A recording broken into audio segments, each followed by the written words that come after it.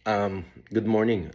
Uh, sa lahat ng mga nagre-request kung ano ang opinyon ko dun sa nangyaring rally ng INC at ng iba't ibang grupo at syempre yung pasabog ni Senator the good Senator Amy Romualdez Marcos. At may nag-request pa na baka pwede magbigay ako ng maiksing opinyon.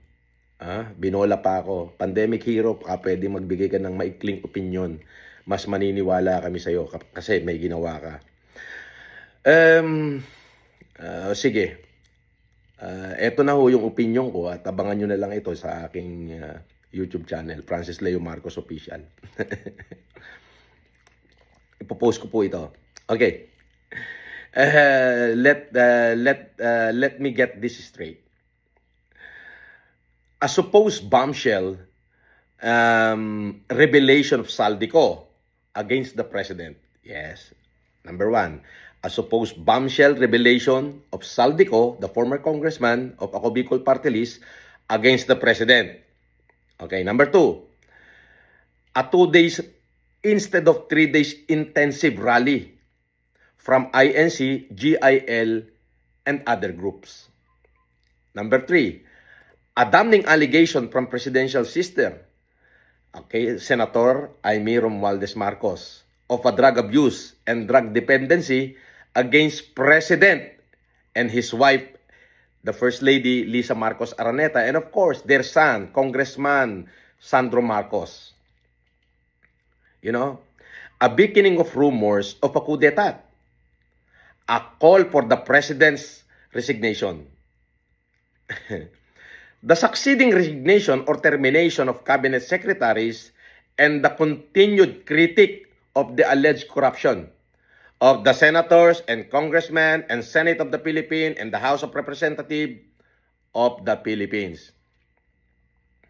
Of course, and the Office of the President of the Philippines, Malacanang is still held by the President Bongbong Marcos today. Grabe, no? Sa kabila nung ginawa nilang lahat, ang namumuno pa rin sa Malacanang ay si President Bongbong Romualdez Marcos Jr. You know, this president does not seem so weak or doesn't seem to be weak.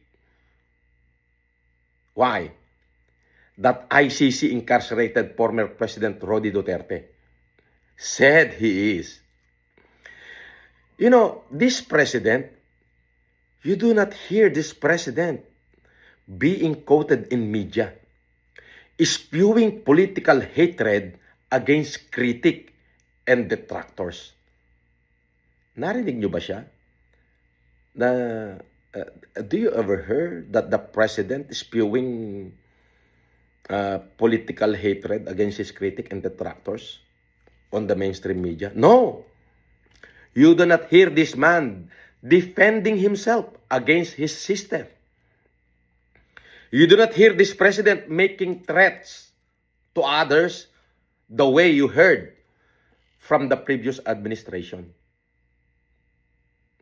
And this president, he opened a can of worms and it's gone around everywhere, allowing for consequences wherever it would land.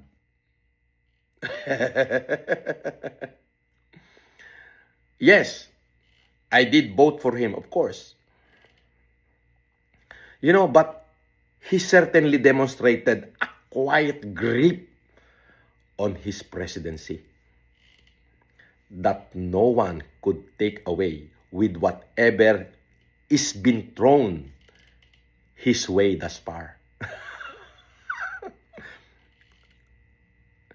You know, yung katahimikan niya, it is his silence that is been loud enough to drown the political noise of his enemies that seems to stop by the river of Pasig where he presides. Over 7,600 islands.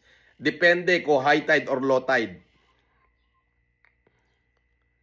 you know, this, what they so-called weak president, he demonstrated that he is not the president of those who only like him. But of course, he demonstrated that he is the president of 116.8, maybe 117 million Filipinos. You know, when his enemy will wake up tomorrow, they'd be certainly disappointed. You know why? Because Bongbong Romualdez Marcos Jr. is still the President of the Republic of the Philippines. And certainly, and it looks, until 2028. Buti nga sa inyo, napagod kayo. I just read it somewhere and I like it. So that is my answer to all of you. God bless you.